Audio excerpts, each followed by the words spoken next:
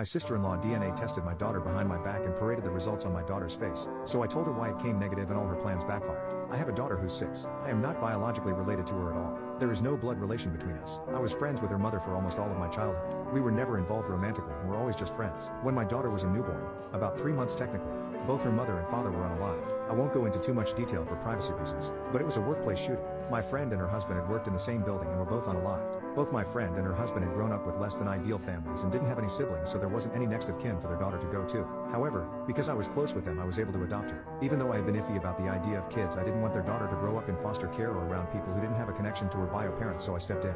I initially didn't like to have a child, but I learned to love her as my own. My parents and siblings know that my daughter is not my actual daughter biologically speaking. My daughter, I'll call Lily for the post, also knows that she's adopted. I never really hid the fact that she was adopted. She knows her parents are dead and were killed by a bad man, but I'm saving the details for when she's older. Lily does not look like me at all. She looks exactly like her mother and biological dad.